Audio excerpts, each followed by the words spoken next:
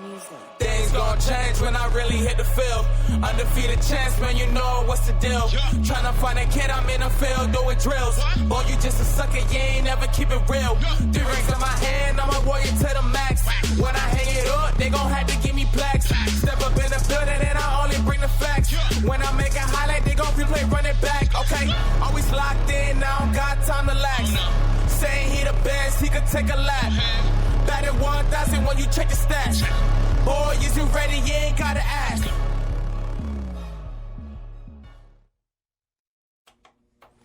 Welcome to another episode of the Hitting the Field podcast here at the University of Central Florida. I'm your host, Jeremy Brener, and it feels great on this Monday morning. I wake up for this, and I'm getting 2 head nods in the studio with me, but I'm going to put some actions with some names and voices here. So joining me on the Hitting the Field podcast for the very first time, 2 brand new guests, but I'm very, very excited to hear what they have to throw down today.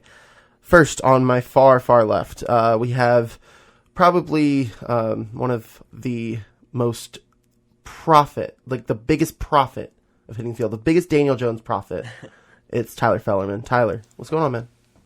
It feels good to be here. Yeah. Always good to spend a morning with you. You know what, Tyler? I enjoy spending my mornings with you. That's why I wake up in the morning. And we have another HTF rookie here on deck with us. We have Miss Jasmine Haynes. Jasmine, what's going on? Not much. I'm excited to be here and ready to hear what everybody has to say. Yeah, I mean, we got a lot to talk about, a lot of football going down again. My favorite part about the NFL in September is the unpredictability of it. And this weekend was no different. We have a lot to discuss, but I want to start off with a quarterback.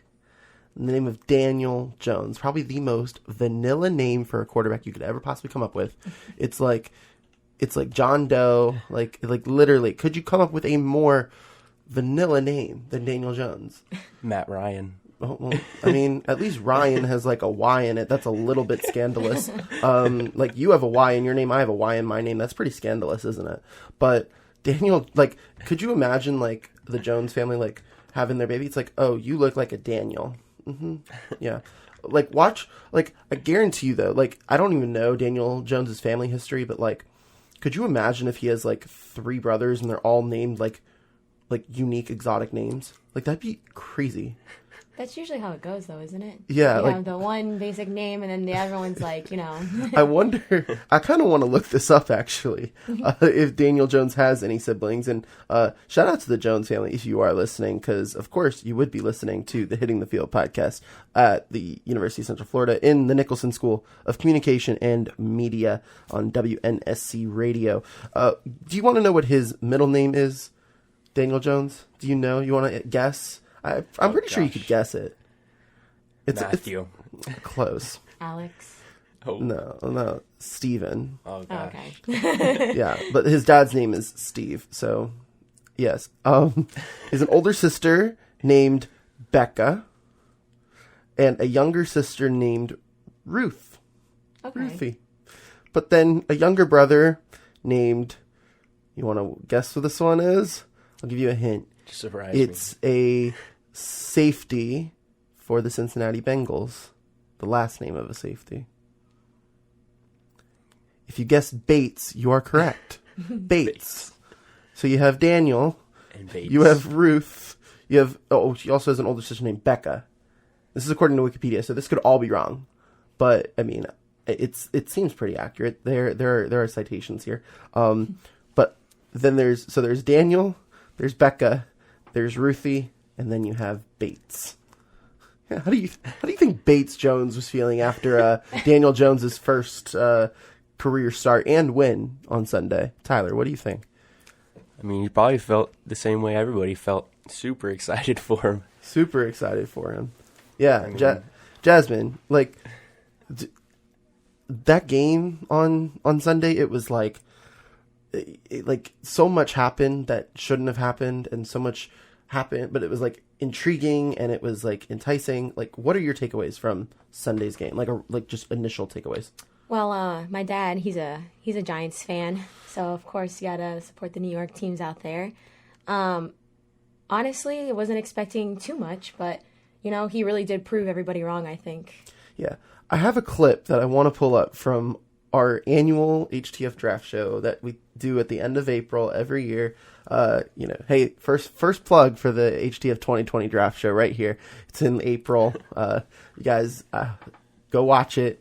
You can also go and watch our previous 2 draft shows on our YouTube channel, Hitting the Field. Go ahead and subscribe now. But I want to play this clip from Anthony Abruzzo, HTF alum, and then Charlie Reyes, who will hopefully be getting on the podcast and the show in the next couple of weeks with baseball coming up. But I just want to play this clip for you guys really quickly, just to hear like the initial reaction after Daniel Jones was drafted from our HTF people. Here's the clip right here. Oh my God! Daniel Jones from Duke. What? Oh my! What? Oh my goodness! Oh my God! I am shooketh, ladies and gentlemen. Man, Shooketh. as the great as Ant has once said, I am puzzled. I'm puzzled. I'm baffled. I mean, oh my God! Give me some more adjectives. Come on, give me some more adjectives. Give me some more adjectives to describe that performance. I mean, you can't have expected this. You really, I think that, props. I think we overlooked Daniel Jones, and Tyler, you're one of the people that didn't overlook Daniel Jones. You were actually pretty high on him. You were the only person I remember who was like, "This is a good pick. This is exactly what they needed." Explain that for me and kind of what we saw on Sunday and why those 2 claims are true. I mean, when you watch his tape at Duke, I think that was the biggest thing that a lot of people overlooked on him, was because he played for Duke, not a winning team. Was this guy can't win, and I think he proved everybody wrong on Sunday when he was down 18, loses Saquon Barkley, and just does what he does. I mean, if you watched his tape in college, he did exactly what he did in his first game. He kept his eyes downfield, kept his feet moving. I mean, he showed us that he has the running game and he can do it in the NFL. He showed us that he has the passing game. And 18-point comeback without Saquon Barkley against a decent Tampa Bay defense. I mean, what a great start. Yeah, I mean, you look at, when you see Daniel Jones in his first start, you think, oh, yeah, we'll see what he does. He led the team in rushing also. And and part of that had to do with Saquon being out. Quick thoughts, Jasmine. Saquon's out for a while, about 4 to 6 weeks with this sprained ankle. You got Daniel Jones, who has never, ever lost a start, but also only 1 start, not a huge sample size. What do you think New York has to do now to adjust with Saquon out for the next, for the foreseeable future? Well, it seems like they're doing a pretty good job as far as making up for the loss of players that they have. As far as him being more of a rushing quarterback, I think that really has helped the team as far as gaining the yards that they need in order to score touchdowns. And you're right, like his passing yards are crazy, like in the numbers and everything. And also I think that Sterling Shepard. Yeah, he was the one. He definitely helped as far as like all the catches that he made. I think he scored about 7 catches, 100 yards, and a 113 touchdown. yards. Yeah. So, those 2 were definitely a dynamic duo during this past game. 200-yard receivers on Sunday. Yeah. Evan Ingram, 6 catches, 113 yards, and a touchdown. Had a big 75-yard touchdown at the beginning of the second half, and I think that was what kind of started the rally. It was that play right out of the gate, and it kind of just put Tampa on notice. And then you got Sterling Shepard, who with the loss of Odell, with the loss of Golden Tate, he's had to step up, and I think that we finally saw that.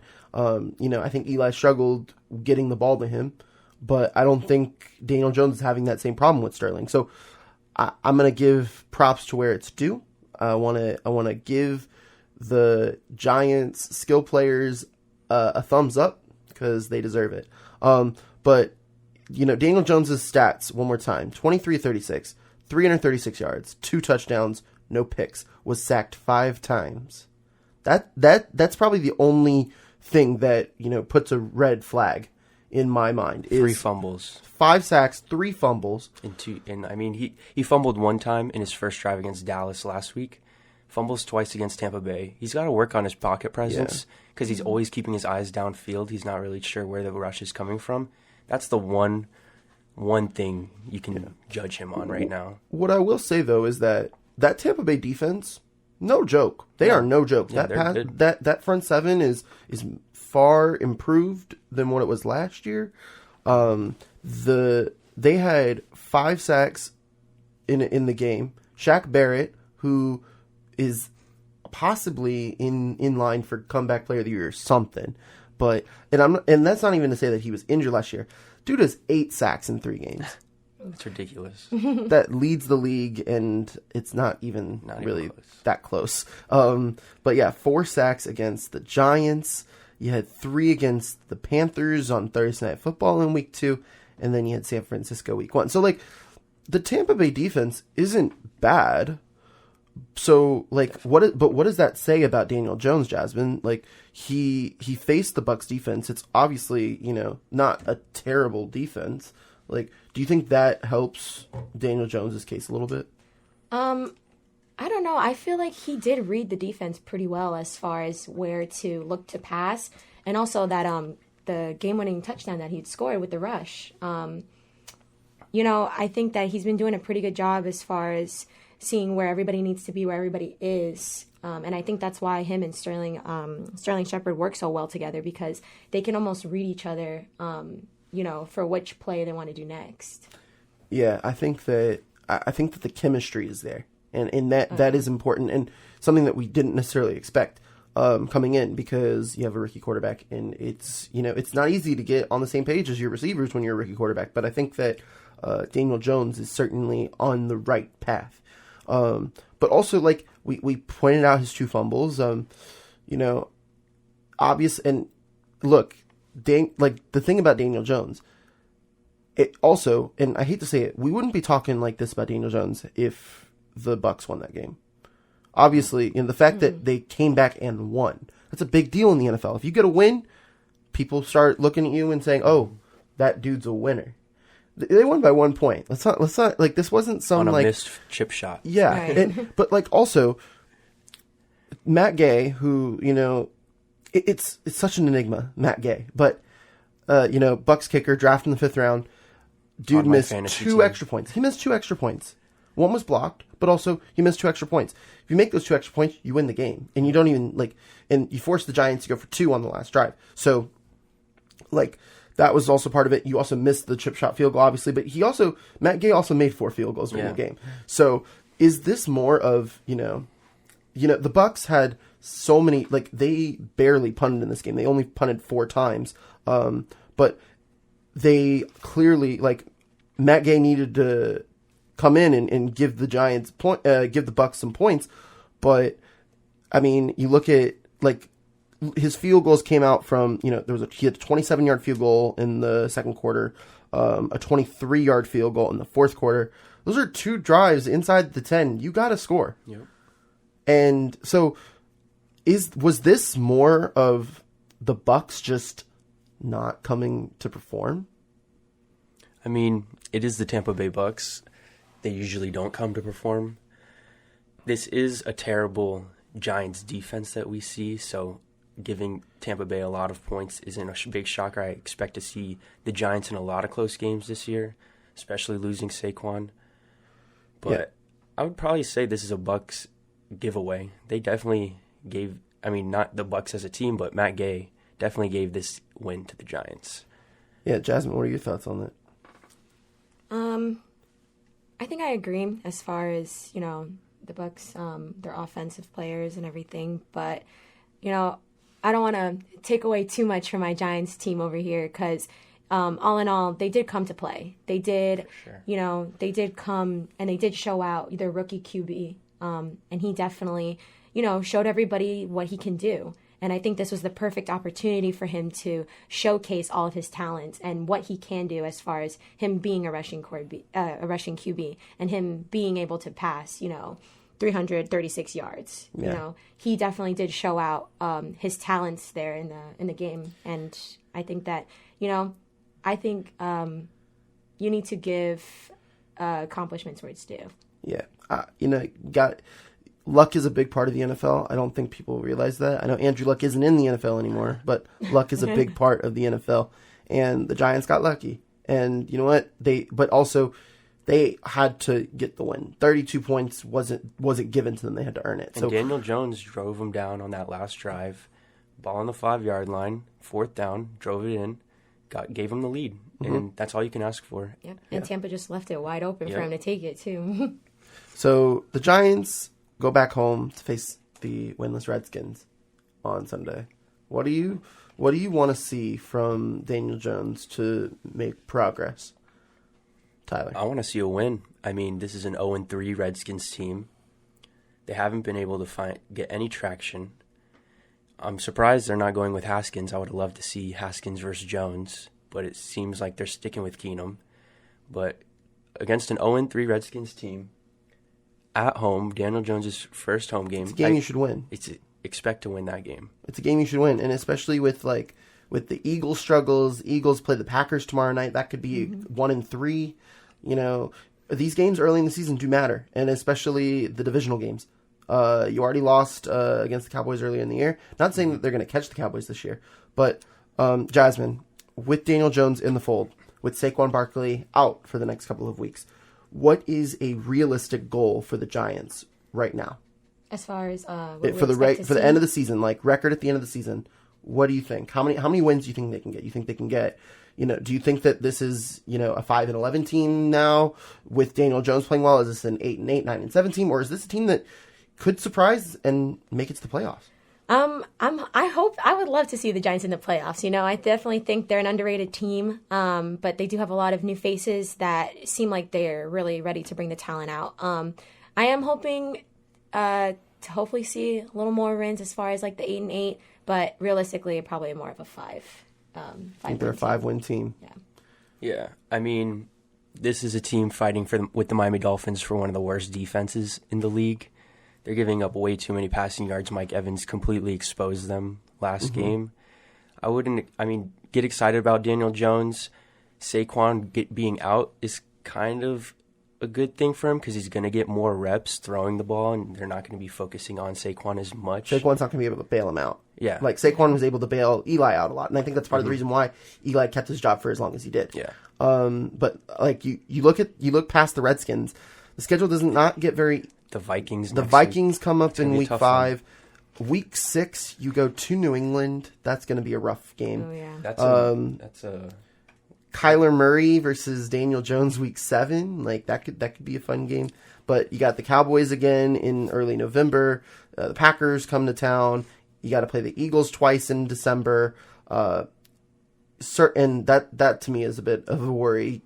Like, the Eagles might be out of it, but the Eagles might be, because they're struggling right now, they could be making that push for a wild card, and that's a team with momentum is not a team you want to face. So, 5 wins for the Giants. I'm gonna give them a little bit of some slack. I think they can win 6 or 7, but that's I think their ceiling. I don't think that they can crack that ceiling. If they can, that means Daniel Jones is going to be in line for some Rookie of the Year hardware. Yeah. They got to get Saquon back, and they got to get their defense under control before they can start talking about playoffs. Yeah, they got a lot to work on before they can really think about going hard for the playoffs. Yeah.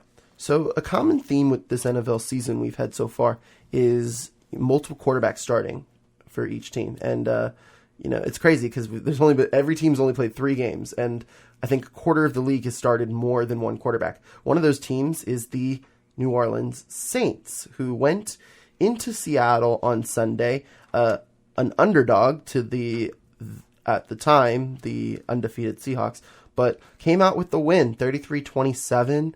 The score, the score was a lot closer than I think the game was. Tyler, as one of the resident Seahawks people on hitting the field, what are your thoughts about how this went down? I mean, New Orleans just came in and stole a game from Seattle. I don't think Seattle was very prepared. I think they were looking past New Orleans because they didn't have Drew Brees. They played a very ugly game. bad penalties. Chris Carson needs to learn how to hold on to the football, and Alvin Kamara just completely destroyed the Seahawks. Get that defense. man some glue. Yeah. That's what he needs, some glue or something, or He's got a fumble every game this year, and New Orleans took one back for a touchdown last game, which completely opened up the game for New Orleans. That was the deciding factor. 6-point game, and you give up 6 points. That's a problem. Penalties for the Seahawks: 7 penalties for 53 yards. Saints 11 penalties for 70 yards, and weren't able to capitalize. But Jasmine, I want to give credit to the Saints here, and I think you do too. We talked about it a little earlier. What are your thoughts about what this team looks like with Teddy Bridgewater? Well, I definitely think that they got a good team going for them. With Sean Payton, with their first win without Drew Brees, I definitely think I see the potential that they want to further with their players. Yeah, and I think with Teddy, obviously he's clearly no Drew Brees. Let's get that straight. But he did enough, and he did what he was supposed to. He did what he needed to do exactly. Was not sacked once. That's big. And you also had support from your defense. Defense got him 6 points. Special teams got him 6 points, and that meant that the Saints only needed 21 points, and they were able to get there, and they got 3 touchdowns and a couple field goals in there. But I think we talked about the Saints last week, and we had 2 very different opinions. Jarrett was very, Teddy Bridgewater, I'd rather have him than Baker Mayfield. And I was like, oh, well, what about... And to be honest, that take doesn't seem as hot as it was a week ago. With Baker Mayfield just, having, I think, only 2 touchdowns in 3 games. But you also have... But then John was sitting in the chair you're sitting in, Tyler, right now, and he thought they were going to go 1-5, something like that, in 6 games without Drew. Clearly, they got that win, and they look like a team that could make some noise. But I also want to talk about the Seahawks a little bit. Tyler, I know you watched this game in full. Oh yeah. Was this more of the Seahawks losing or the Saints winning? Oh, that's a tough one because. I feel like the Saints, everyone knew Drew Brees wasn't going to be there, and they all knew they needed to step up, and everybody stepped up. Like you said, the defense scored. Special teams, offense played well. Kamara put the team on his back pretty much. But then you look at the Seahawks side. You have Russell Wilson throwing for 400 yards, 2 passing touchdowns, and 2 rushing touchdowns, and you can't come out with a win. The defense has to look in the mirror and say, what are we doing wrong? Because they were in a close game with the Bengals week 1. They were in a close game with the Steelers week 2. We have a penalty on a missed field goal that gives the Saints a first down. Continues their drive, they go and score a touchdown. You have the Carson fumble, which gets brought back for a touchdown. I think it's kind of a mix of both. I don't want to discredit the Saints because they went into Seattle and got a win, and they all did what they were supposed to do. But I do want to say the Seahawks definitely helped them win this game. Jasmine, you want to add something like that? As somebody who's neutral between the 2 teams, I definitely do think that the Seahawks didn't play to their full potential. You can't have that many fumbles and expect to win a game. You can't not catch, passes, small little passes, but also their QB was throwing them pretty low. They did have some lucky passes in there, but you can't expect to win, with little mistakes that can be prevented. With Von Bell, with the fumble return on for the touchdown. That's something you can't give them. That's one of the touchdowns that could have been prevented for, the Seahawks to potentially win the game in the end. That was a good run too. That was a 25-30 yard run, and that could have. They were down by the 10-yard line, and then you're up in about no man's land, not neutral territory, but then you fumble, and it's just you need some cough syrup. He's coughing up that ball.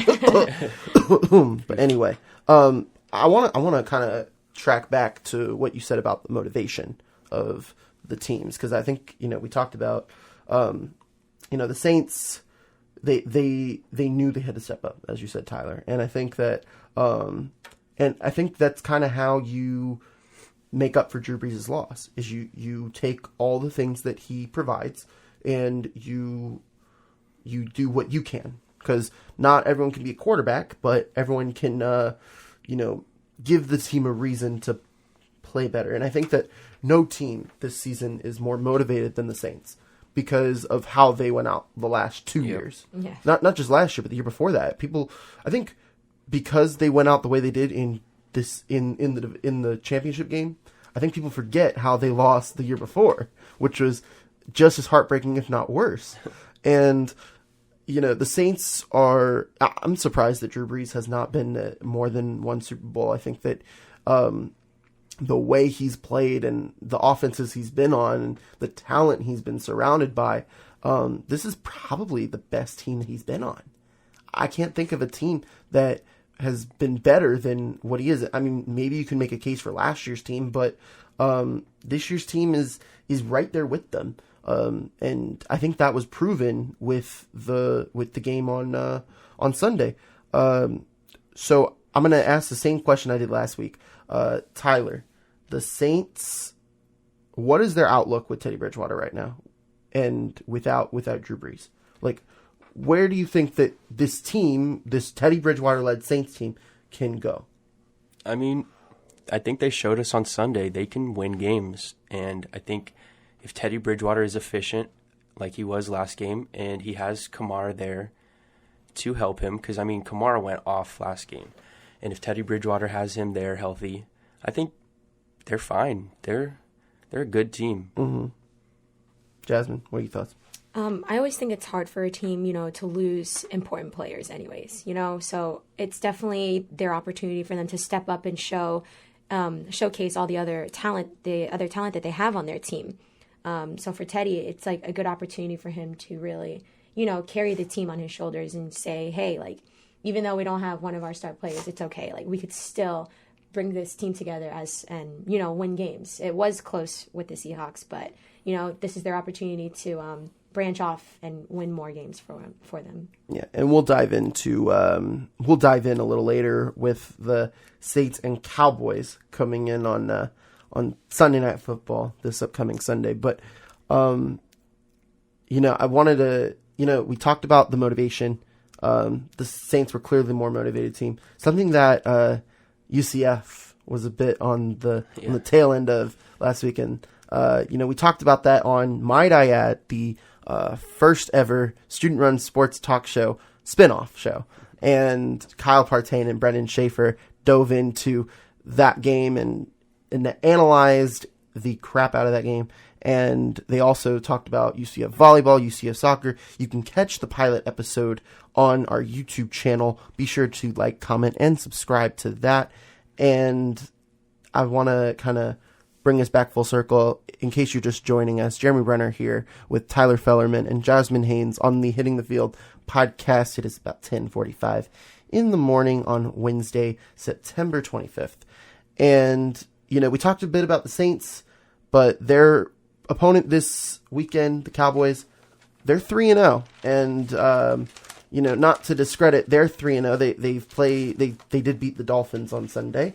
But also, with this current setup, the Cowboys are primed to make another run into January. So, you had wins against the three teams they've played, a combined 1-8. Yep. Bad schedule. A combined 1-8. The one win came with the Giants beating the Bucs by 1 point. Mm-hmm. But this team still looks pretty good. They've scored 30 in each of the games this season. They've scored at least 30 points. And they head into New Orleans this Sunday. Tyler, Cowboys, what is their future looking like? How do you think that this team compares to this team last year? I mean, they got to be better than last year. You got Dak with another year of experience. Zeke is healthy. Amari Cooper is another year in the offense. I'm just not ready to jump on the hype train just yet. They've played probably three of the worst defenses. They did what they're expected to do. They're going to go into New Orleans and play a defense that's kind of started slow, but getting their feet under them. So I think the real test is this week. I want to see what they do, what they can do against New Orleans before I can jump on this hype train. Yeah, Dak Prescott so far this season, he has 920 yards, 9 touchdowns. Zeke, 55 carries, 289 yards, 2 touchdowns. And Amari Cooper, 238 yards with 4 touchdowns. Jasmine, thoughts on the Cowboys so far this season? I'm with Tyler on this. I can't really give them too much praise. They've had a pretty easy schedule from what it seems. You know, Redskins haven't won a game. Dolphins, they're just bad. You know, so I definitely think that this will be their chance to show the team that they actually are. You know, the Saints, it's going to be their biggest game that they've played so far this season. So, you know, I think I would like to see where they end up after playing this weekend. Yeah, look, you had your first 3 games, but these next 2 weeks are pretty brutal. Saints and Packers. You get the Packers at home, but you got the Saints on the road. You get the Jets in 3 weeks, which that's a bit of an outlier, and it doesn't really help prove my point. But you also have the Eagles the week after, so a pretty difficult October for them. I just want to, but I want to get in. I want to move back to this week and where we're at. Cowboys and Saints, 2 very unique teams in terms of where they are currently. I want to talk about this Sunday's game. Cowboys and Saints. Who do you got? Who's going to win this game? Jasmine, who do you got winning this game? I got the Saints. You got the Saints. They've played 3 playoff caliber teams already. You know, they've had a tough schedule, and they've really proven that they can play. Yeah, and they haven't lost at home this season. I mean, granted, it's one game. The sample size is pretty small. Hey, but they have the advantage right there. That I think that will come into play for them. And yes, Dallas is not that far of a drive. And of course, Cowboys fans travel everywhere. They are everywhere. So they should have a decent sized crew, Cowboys fan section there. Tyler, Cowboys or Saints this weekend? I like the Saints this weekend in a very, very close game. I mean, this is going to be Dak's first test. He's doing great so far, but I think this comes down to Kamara versus the Cowboys linebackers in Jalen Smith and Van Der Esch. And I think the way the Cowboys defense has started off, I mean, that first half versus the Dolphins was very ugly.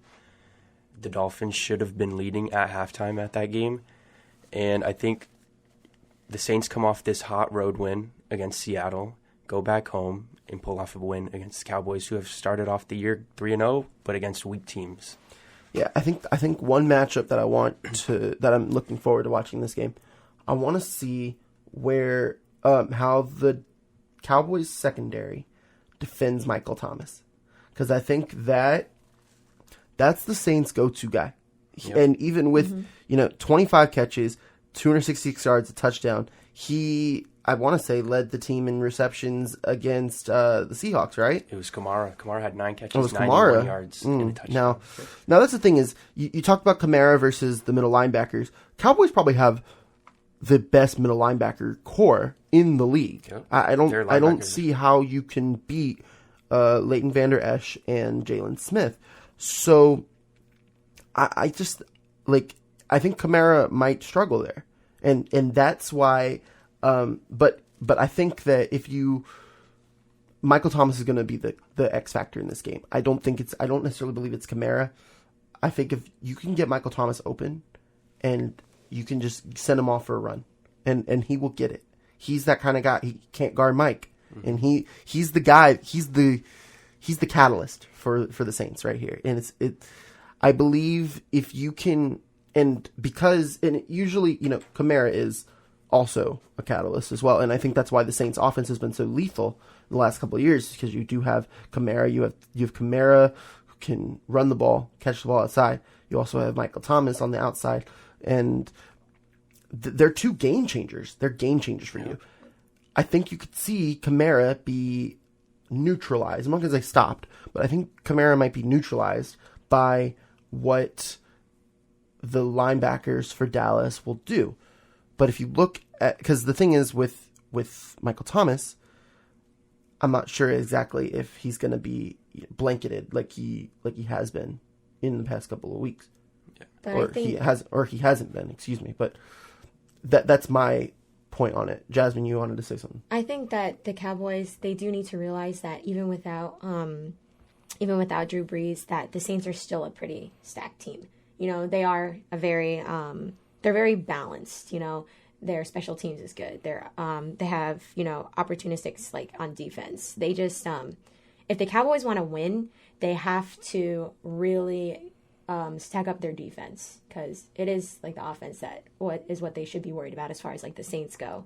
So, you know, if they had to pick one thing that they had to work on, it's definitely their defense. Would you, if this game was in Dallas, would your opinion change?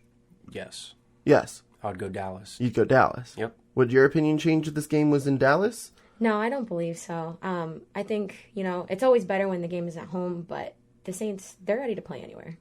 It's true. I think with the Saints like I said it before we went on the air, guys.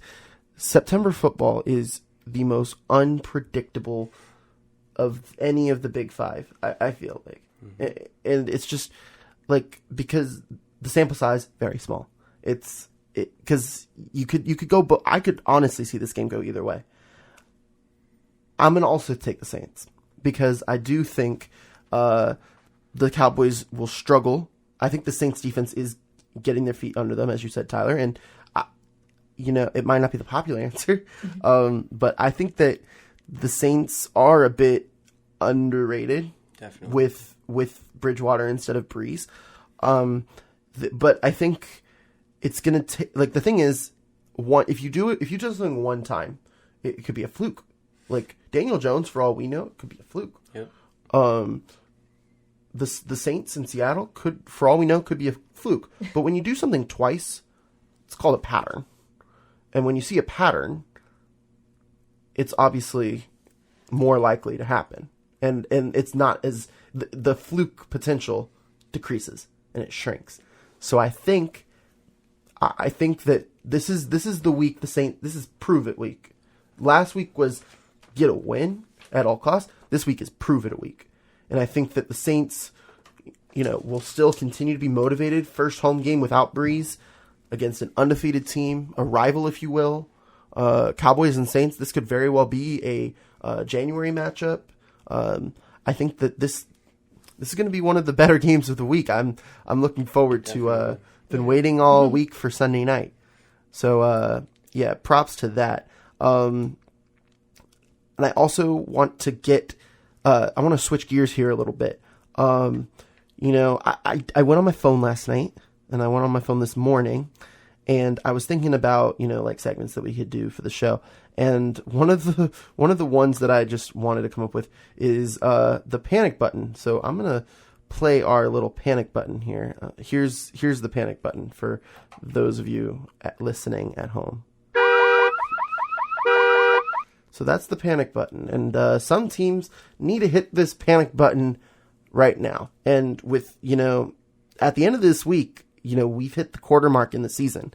And I think you can get away with some things in the first quarter that you can't necessarily get away with in the second quarter. You can't win the Super Bowl in September, but you can certainly lose it. And this being the last week in September, teams could be hitting this panic button.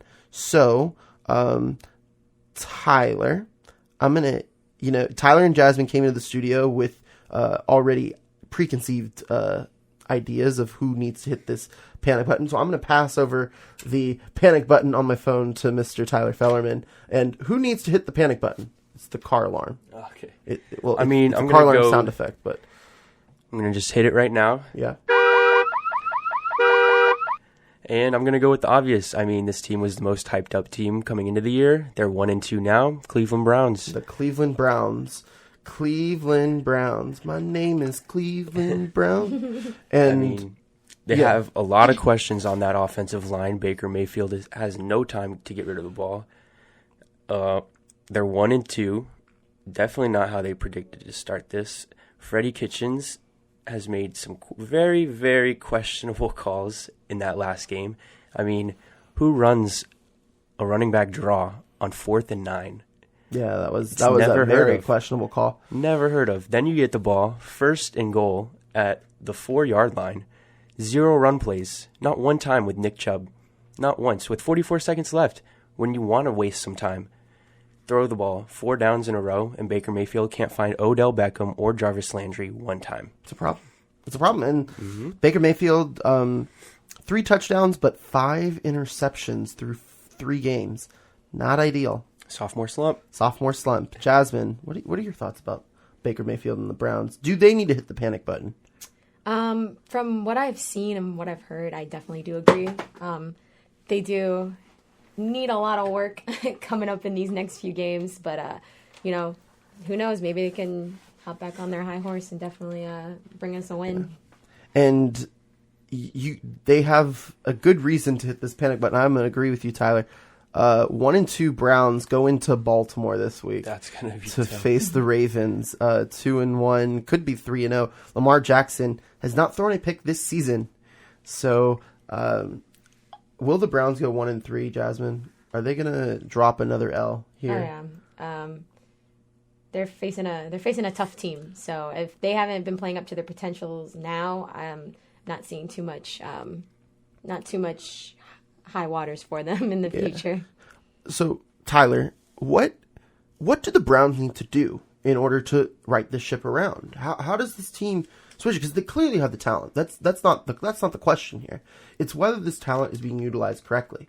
And when you have Odell Beckham, when you have Jarvis Landry, when you have Nick Chubb, probably one of, I would say, the top 6 or 7 for sure skill players in the league. So what does Cleveland need to do to make a 180 and go back in the right direction? This might be a little early, but I'm going to go with Fire Freddie Kitchens. Fire Freddie Kitchens. They are 25th in rushing with Nick Chubb, 28th in scoring with Odell, Baker Mayfield, and Jarvis Landry, Nick Chubb. And you need to protect Baker Mayfield more. This offensive line has no right tackle or left tackle. Baker's getting rushed every play. And the way you lighten that up is run the ball.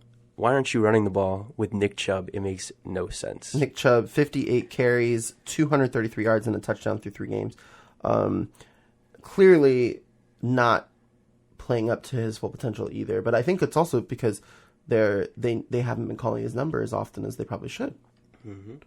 So I don't know if I don't think they're going to fire Freddie Kitchens. I think they clearly believe in Freddie Kitchens. I thought that hire was I was a bit skeptical of the Kitchens hire when it first happened. And I think we're seeing it now. I think something that we've seen from the Browns the first 3 weeks, they might have, I don't have the stat pulled up or not, but they have to be up there as one of the top penalized teams in the league right now. It seems like they have a flag on every play, and it's like dumb penalties too. It's like unnecessary roughness, personal fouls, things that can be prevented, and those add up. Like it's one thing if you have like 1 or 2, but when you have 3, 4, sometimes on the same drive, multiple personnel fouls on the same drive, that adds up. You saw it in the UCF game this past week when you have multiple personal foul penalties, that could lead to a touchdown. And when you play the Rams and you lose by 1 score, that's part of the issue.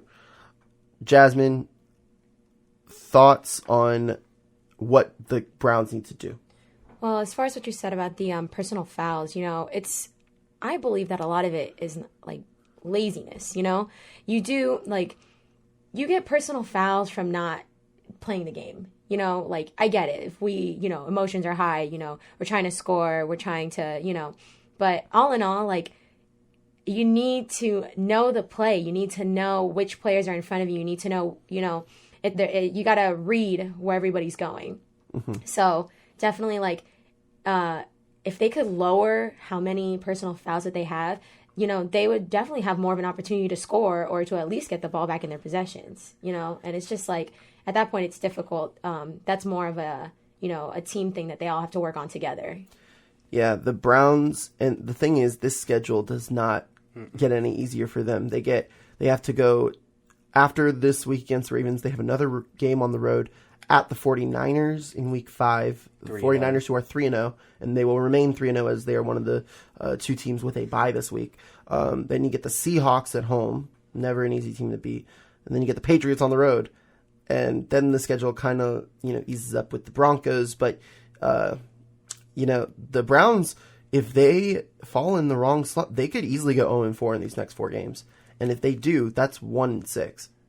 I'm getting a lot of Philadelphia Eagles super team vibes from this. I definitely feel that. But also, the one thing that I think the Browns have going for them is these are problems that they can prevent. Yep. These are preventable problems. Do you need to hit the panic button? I would agree with that. Yeah.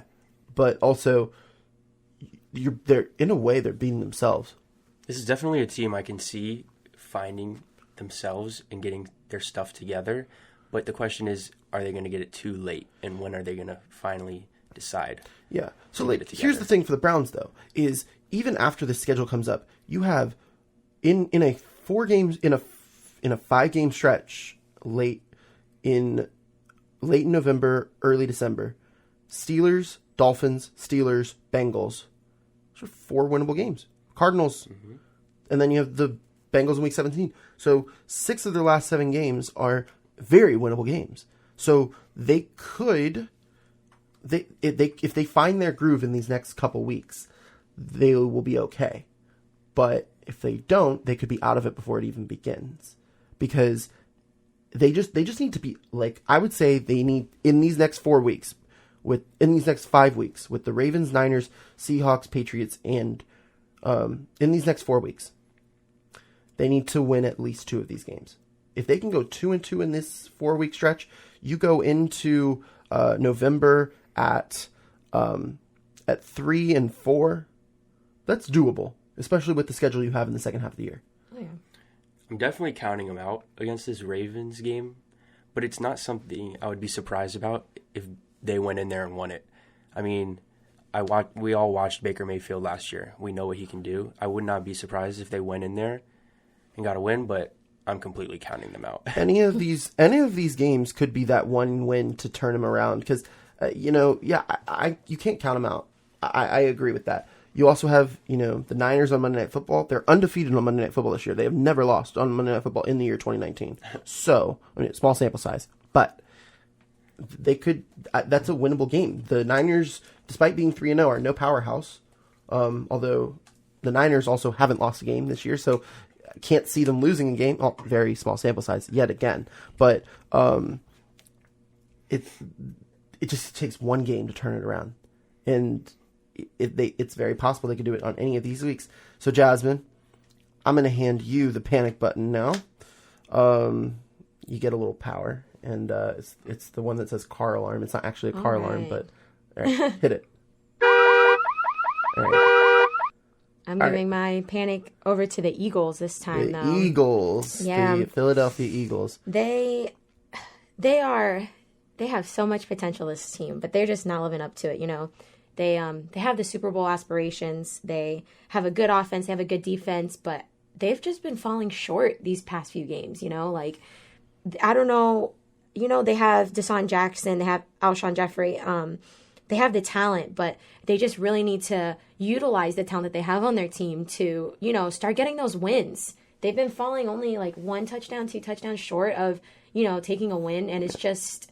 They've lost their last 2 games by a combined 7 points. Right. So it's what do they need to look at? What do they need to change in order to win their next upcoming games? They're going, I think, 0-2 into their 3rd game. They're 1-2 into their 3rd game. Yep. So it's just, they have the potential. They just need to really push themselves and rise above whatever challenges that they're facing to get these next few wins to really have the potential at the Super Bowl.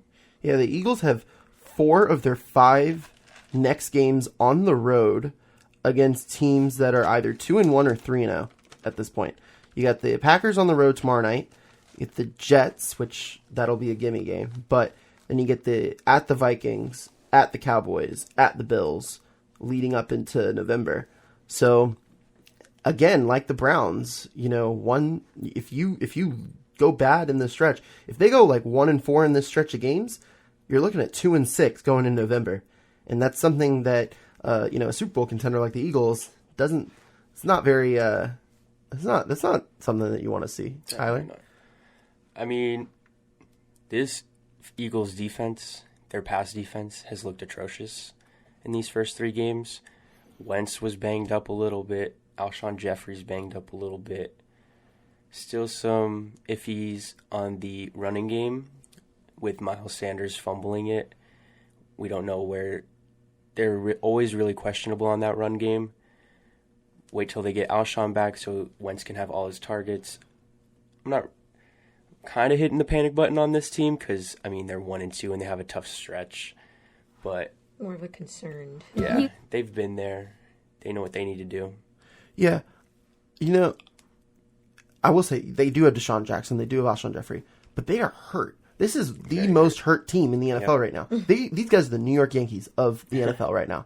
This team is banged up. But the thing is, the Yankees, they're banged up, but they're still winning. They're winning, yeah. Exactly. So, and the Eagles, 2 winnable games against 2, I would say, average teams. I'd call the Falcons average, and I'd call the Lions actually below average, but they are a team that is playing above their floor right now.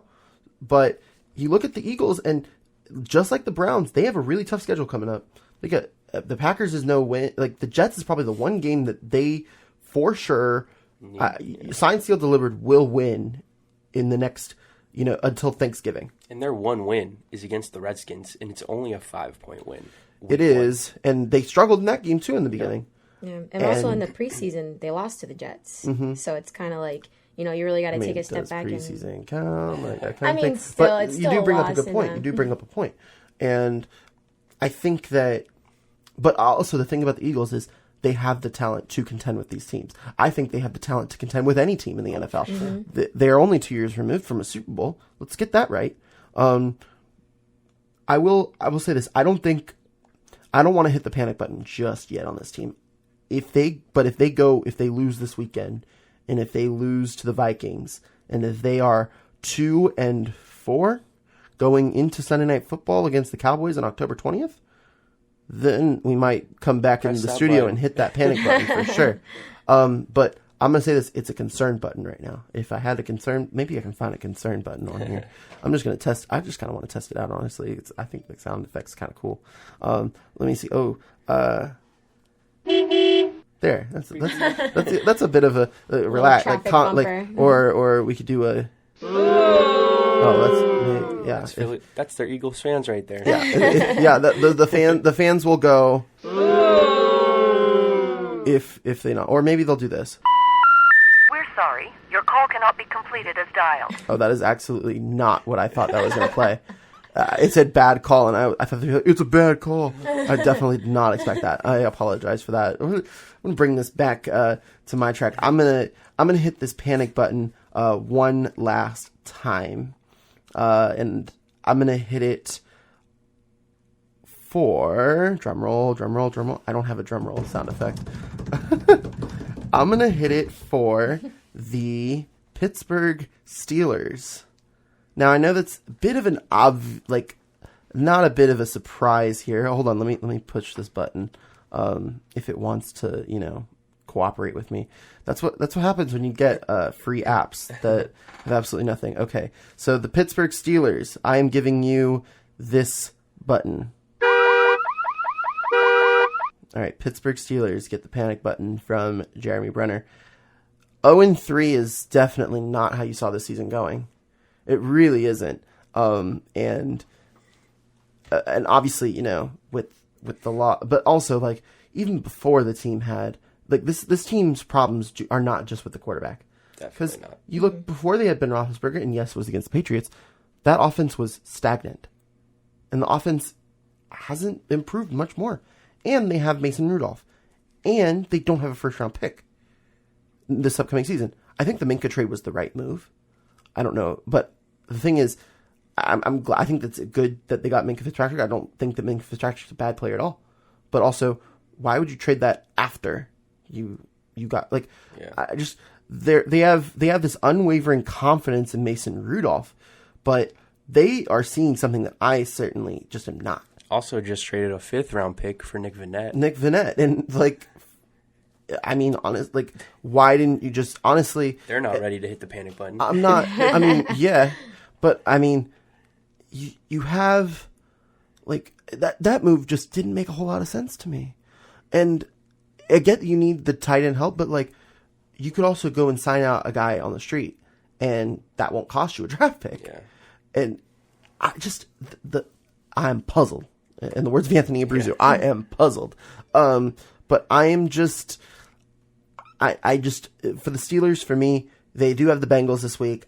I think it's a winnable game. I think they will likely, but also the Bengals have, the Bengals are 0-3 as well, but they at least were close against the Seahawks. Their offense looks very good. They were at least close against the Bills. It's, two very good teams, both on the road. Granted, the Bengals will be on the road again in this one, but Andy Dalton is straight slinging the ball right now. Yeah, I mean, if you like Mason Rudolph, 2 touchdowns in a pick against the Niners with just 174 yards. One of those, 2 of those plays were long touchdowns. Both his touchdowns, I believe, came from over 40 yards. 76 yards for Juju, but that was more Juju than Mason Rudolph. Let's get that right. And then Deontay Johnson, the rookie, 39 yards. So, but that was to the end zone. That was probably Mason Rudolph's best ball of the day. But I'm just the Pittsburgh Steelers worry me right now.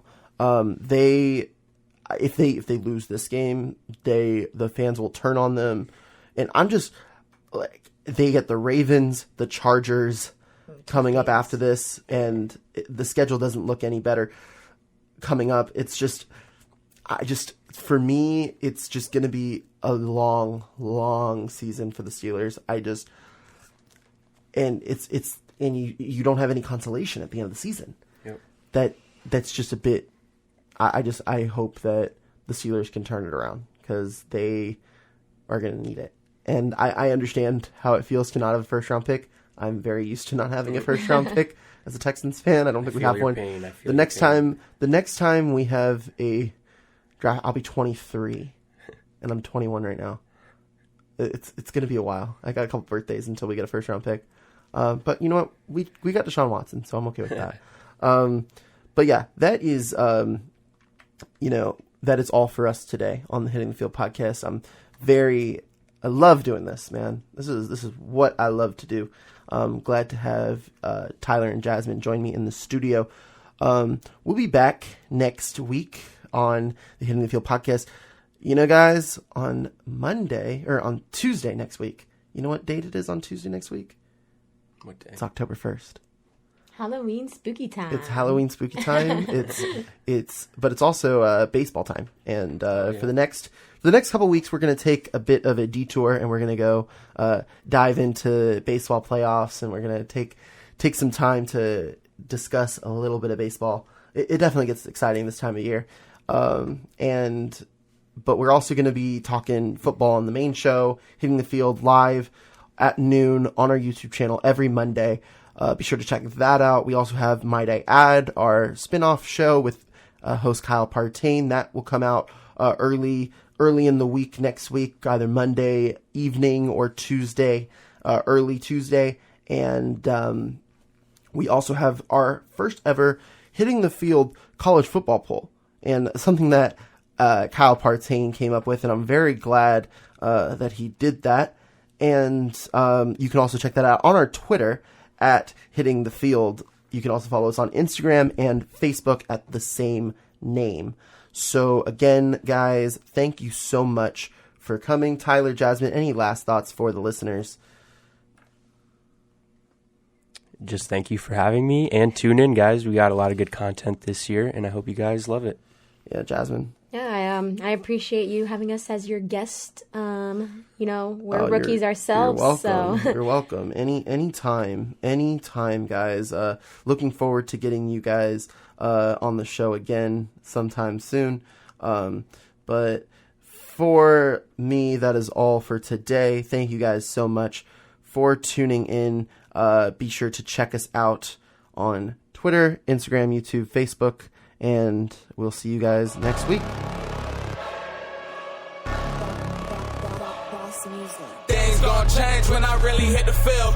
Undefeated champs, man, you know what's the deal. Tryna find a kid, I'm in the field doing drills. Boy, you just a sucker, you ain't never keep it real. 3 rings in my hand, I'm a warrior to the max. When I hang it